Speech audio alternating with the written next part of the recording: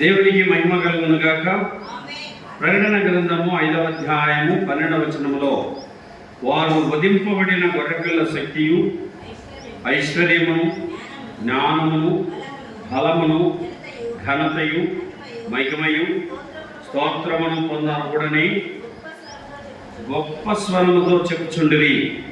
అంతటా పరలోకమందును భూలోకమందును భూమి క్రిందను సముద్రములోను ఉన్న ప్రతి సృష్టము అనగా వాటిలో ఉన్న సర్వమును సింహాసనాసీనుడై ఉన్న వానికి గొర్రెపిల్లకును స్తోత్రమును ఘనతయు మహిమయు ప్రభావమును యుగ యుగములు కలుగును గాకని చెప్పుట వింటిని.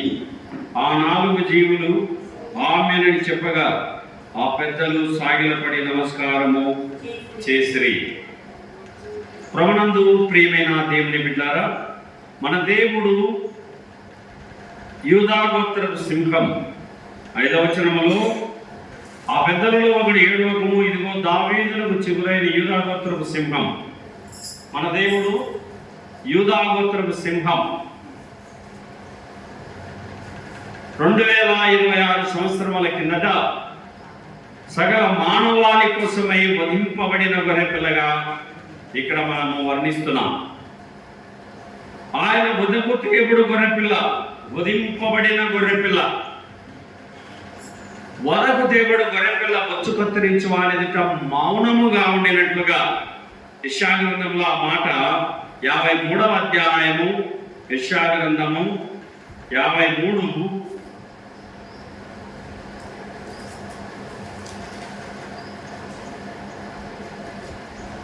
7వ వచనం. అతడు దౌర్జన్యము నొందెను, బాధింపబడిన అతడు నోరు తెరవలేదు. వదకు తేబడు గొర్రెపిల్లయు బొచ్చు కత్తిరించు వానిదిట గొర్రెయు మౌనముగా ఉన్నట్లు అతడు నోరు తెరవలేదు. యేసుప్రభువు వారు నోరు తెరవలేదు. పొట్టు వారికి వీపునిచ్చాడు, ఉమ్మి వేసే వారికి ముఖాన్నిచ్చాడు, చెంపల బట్టి లాగే వారికి చెంపలనిచ్చాడు, బల్లెంతో పడిచే వారికి గుండెనిచ్చాడు, కొరడాలతో కొట్టే వారికి వీపునిచ్చాడు, ఉమ్మి వేసే వారికి ముఖమునిచ్చాడు. ఎంత గొప్ప ప్రేమ మన ప్రభువైన యేసుక్రీస్తు వారు మన నిమిత్తం కలిగి ఉన్నాడో ఈ వచనాలను మనం చూడవచ్చు. యెహోవా మన అందరి దోషమును అతని మీద మోపెను. మనందరి దోషములను పాపములను అతిక్రమములను భరించడానికి వచ్చిన మహనీయుడే మన ప్రభువైన యేసుక్రీస్తు వారు.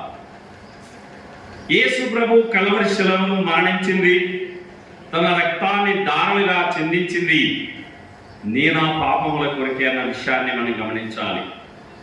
ఆయన వదకు తేబుడు గొర్రెపిల్ల, వధింపబడిన గొర్రెపిల్ల.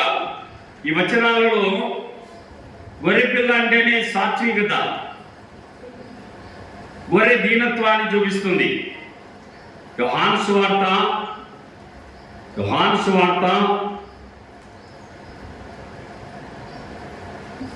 1వ అధ్యాయం 29వ వచనములో, యోహాను సువార్త 1వ అధ్యాయము 29లో, మరునాడు యోహాను యేసు తన యుద్ధకు రాగా చూచి, ఇదిగో లోక పాపమును మోసుకొని పోవు దేవుని గొర్రెపిల్ల. ఎవరండి గొర్రెపిల్ల? వధింపబడిన గొర్రెపిల్ల, లోక పాపమును మోసుకొని పోయిన గొర్రెపిల్ల. లోక పాపం అంటే దేశం అంటే మట్టి కాదోయ్, దేశం అంటే మనుషులోయ్ అన్నాడు గురజాడ అప్పారావు గారు. లోకం అంటే మనమే, దేశం అంటే మనమే. మనందరి పాపాలను యేసు ప్రభువు కల్వరి శిలువలో మోశాడు. మన అతిక్రమ క్రియలను బట్టి గాయపరచబడ్డాడు, మన దోషములను బట్టి నలగగొట్టబడ్డాడు. మన సమాధానార్థమైన శిక్ష అతని మీద పడెను. సోదరి సోదరుడా, ప్రభువైన యేసుక్రీస్తు వారు నీ నా పాపముల నిమిత్తమై తన ప్రాణాన్ని పణముగా పెట్టినట్టుగా ఈ వచనాలను మనం గమనించవచ్చు. కాబట్టి ఇక్కడ గమనిస్తే వధింపబడిన గొర్రెపిల్ల శక్తియు ఐశ్వర్యమును జ్ఞానమును బలమును ఘనతయు మహిమయు స్తోత్రమును పొందరకూడని గొప్ప స్వరముతో చెప్పుచుండిరి. దేవుడు గణపరచబడుచున్నటువంటి ప్రభు యేసుక్రీస్తు వారిగా మనం ఈ వచనాలను మనం చూస్తున్నాం.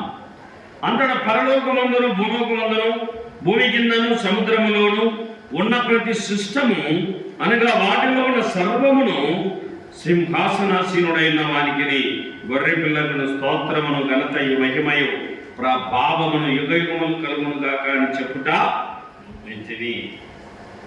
గణపరుస్తా ఉన్నటువంటి 24 పెద్దల చేత, 4 జీవుల చేత, కెరావుల చేత, శరావుల చేత, కోటాను కోట్ల మహదూతల చేత పరిశుద్ధుడు పరిశుద్ధుడు పరిశుద్ధుడని పొగడబడుచున్న మహనీయుడే మన ప్రభు అయిన యేసుక్రీస్తు వారు. సమూయేలు 2వ గ్రంథము 22లో, సమూయేలు 2వ గ్రంథము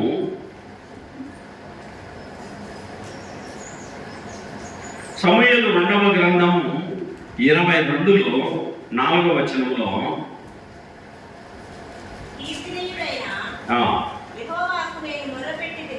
కీర్తనైన యెహోవాకు నేను మొరపెట్టితిని, నా శత్రువుల చేతిలో నుండి ఆయన నన్ను.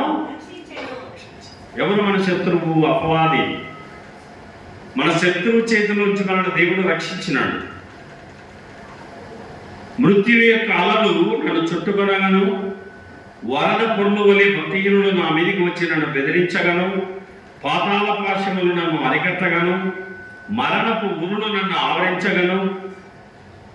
ఎంత మృత్యువు యొక్క అలలు నన్ను చుట్టుకొనగా. మృత్యువు అంటే మరణం. మనం చనిపోతే ఎక్కడికి వెళ్తాం కూడా తెలియదు ఒకప్పుడు. ఇప్పుడు మనకు ధైర్యం ఉంది, నిరీక్షణ ఉంది.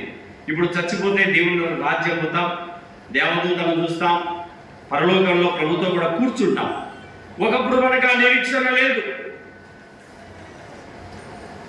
ఇక్కడ దావీదు మహారాజు మృత్యు యొక్క అల్లలు నన్ను చుట్టుకున్నాయి, భక్తిహీనులు నా మీదకి వచ్చి బెదిరిస్తున్నారు, పాతాల పాశాలు నన్ను అరికడుతున్నాయి, మరణపు ఉరులు నన్ను ఆవరిస్తున్నాయి. ఈ బాధ దేవుడు తప్పించినాడు మనకి. ఎందుకు? దేవుడు మరణాన్ని ఆయన ఎదుర్కొన్నాడు.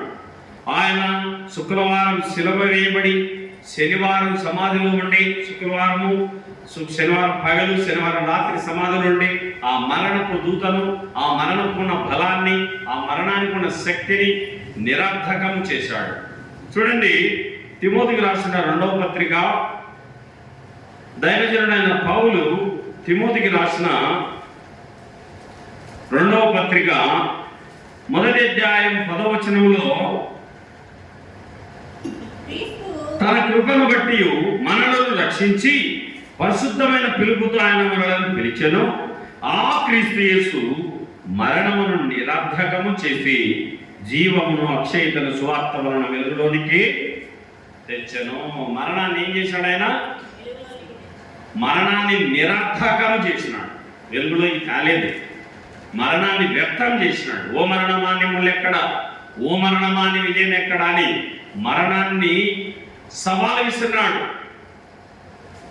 మరణాన్ని ఓడించాడు, సమాధిని జయించాడు, లోకాన్ని జయించాడు, మృత్యువును ఓడించాడు.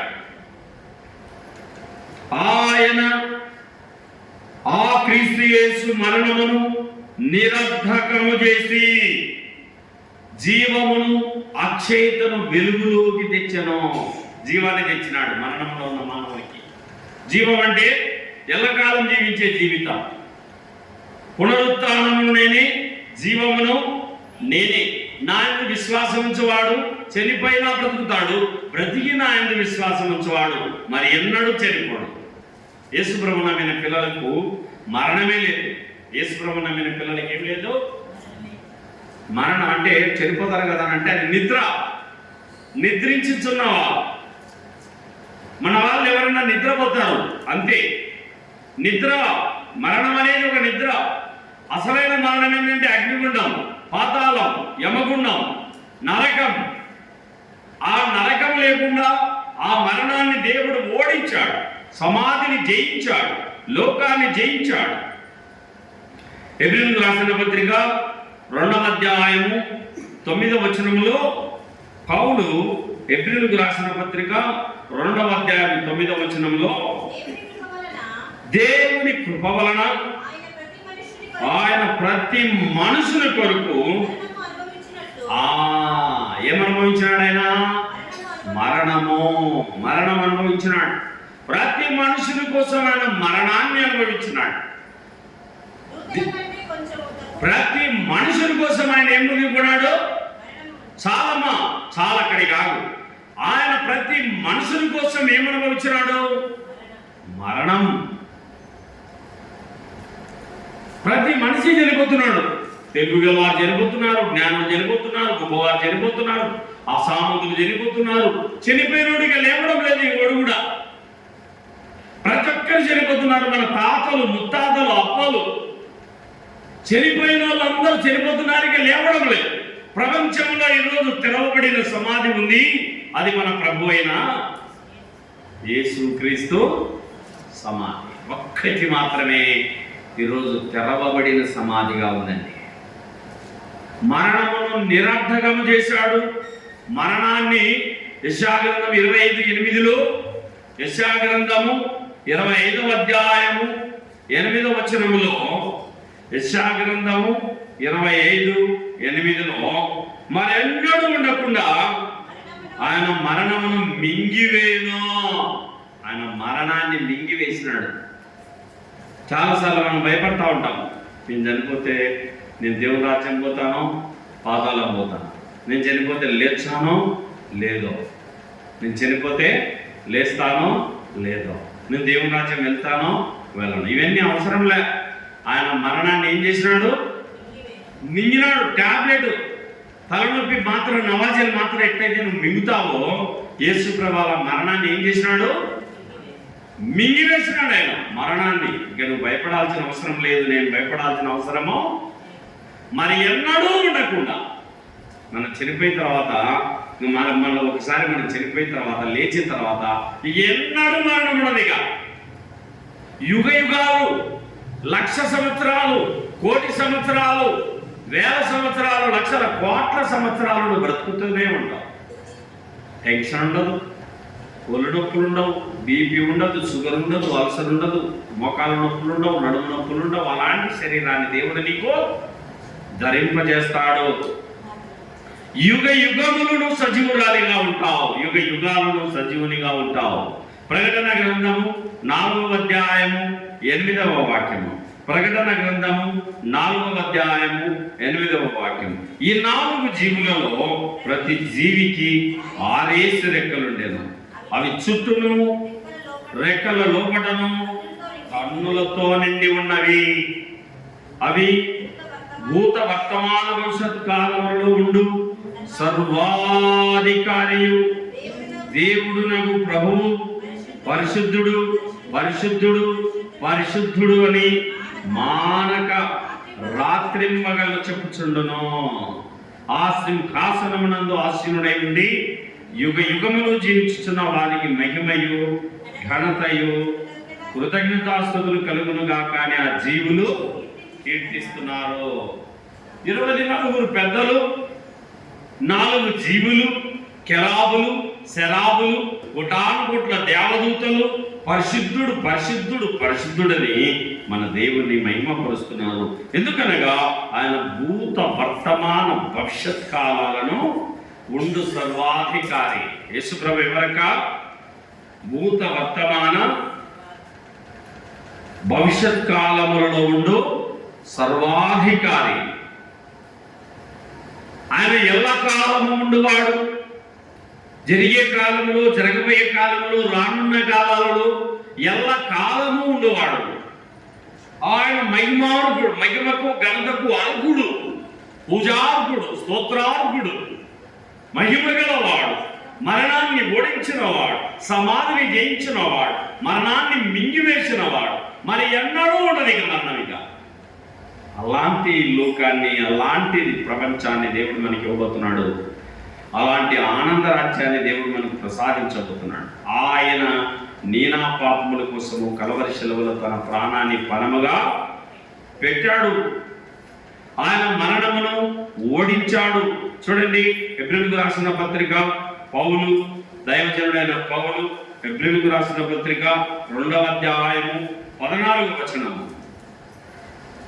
కాబట్టి ఆ పిల్లలు రక్త మాంసములు గలవారైనందున ఆ ప్రకారమే మరణం యొక్క బలము గలవారిని అనగా అపవాదిని మరణము ద్వారా నశింపజేయుటకు జీవిత కాలమంతయు మరణ భయము చేత దాస్యమునకు లోబడిన వారిని విడిపించుటకు ఆయన కూడా రక్త మాంసములలో పాలువాడు. ఆయన జీవిత కాలం అంతా మరణ భయమేమో.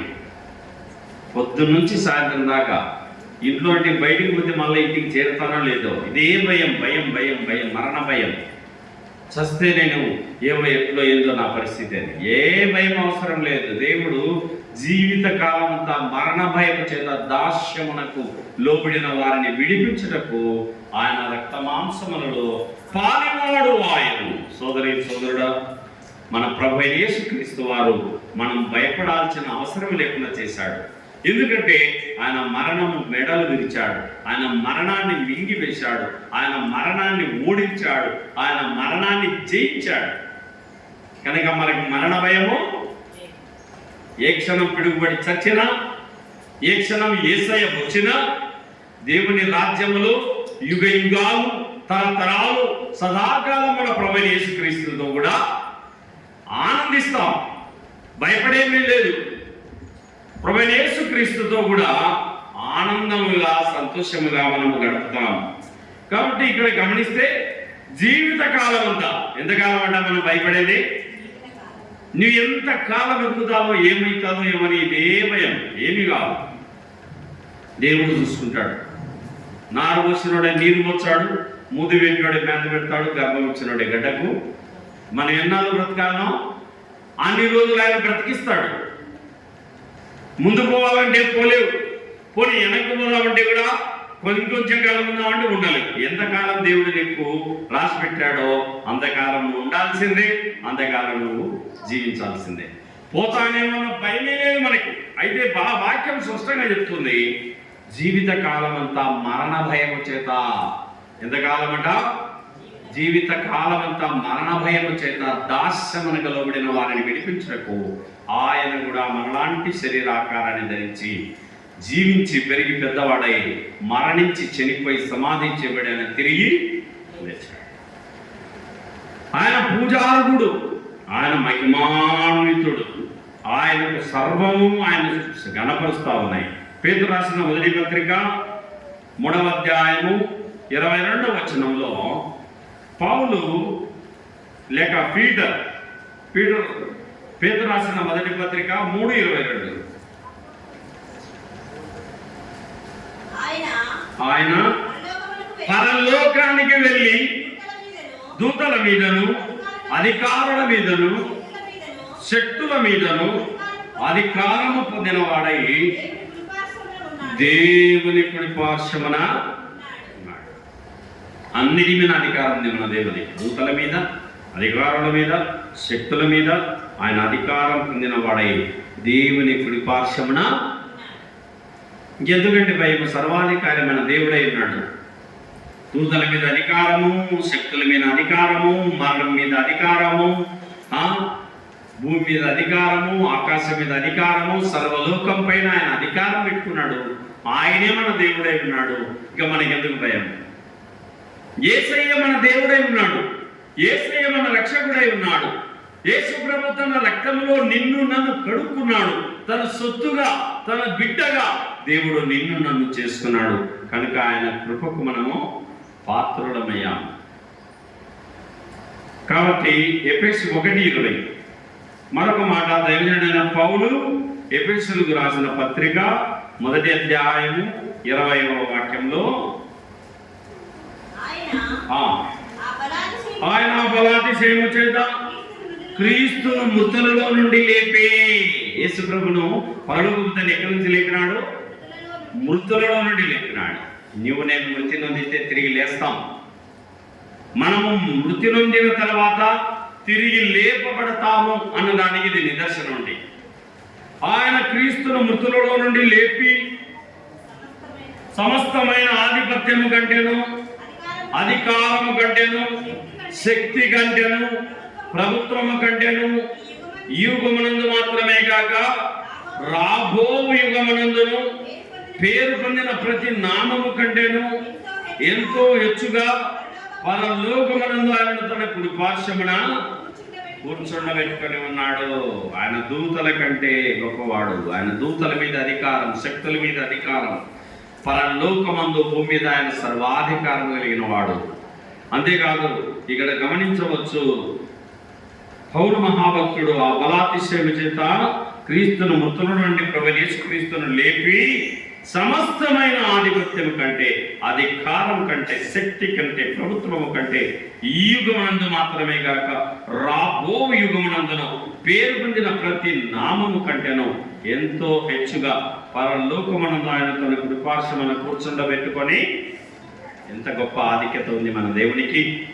ఎంత ఆనందకరమైనటువంటి విషయం ఇది! ఆయన అన్నిటి మీద అధికారం పొందినవాడు. అన్నిటిపైన అధికారం ఉంది మన ప్రభువైన యేసుక్రీస్తు వారికి. కనుక ఆయనను స్తుతించుచు కొనియాడుచు ఆరాధించుదాం. ప్రేమగల మా పరలోకపు తండ్రి, దయగల దేవా, మరణపు మెడలను విరిచిన మా ప్రభువానికి కృతజ్ఞతలు. మరణాన్ని మింగివేసిన మా ప్రభువానికి కృతజ్ఞతలు. మరణ భయము చేత దాస్యమునకు లోబడిన మమ్మల్ని విడిపించడానికి రక్త మాంసములలో పాలివాడమైనందుకు నీకు స్తోత్రాలు. కలవరిలో మా కోసం మరణించబడ్డావు, వధించబడ్డావు. వధువు దేవుడు గొర్రెపిల్ల బొచ్చు కత్తిరించు ఆయనత మౌనం వహించినట్టుగా మా కోసం మౌనం వహించావు. మా దోషములను బట్టి నలుగొట్టబడ్డావు. మా అతిక్రమ క్రియలను బట్టి గాయపరచబడ్డావు. మా సమాధానవంతమైన శిక్షను మోసావు. దేవా, ఎన్నో మా బాధలను కొలిచావు. చేతులలో మేకులు కొడితే సహించావు, కాళ్ళలో మేకులు కొడితే సహించావు, తలలో ములగిరిటాన్ని కొడితే సహించావు, హృదయంలో బల్లెంతో పడిస్తే సహించావు. దేవా, నిలువెల్ల రక్తపు ముద్దగా మార్చబడ్డావు. కలవరిలో చిందించిన రక్తమును బట్టి, దేవా, నిలువెల్లను కార్చిన రక్తమును బట్టి నీ స్తోత్రాలు. నీ రక్తం ద్వారా మాకు ఇచ్చిన విడుదల, విమోచన, క్షమాపణ, పరలోక రాజ్యం వారసత్వాన్ని బట్టి నీ స్తోత్రములు. యేసు ప్రభు మహిమగల నామమున స్తుతియాగం సమర్పిస్తున్నాం పరలోకపు తండ్రి.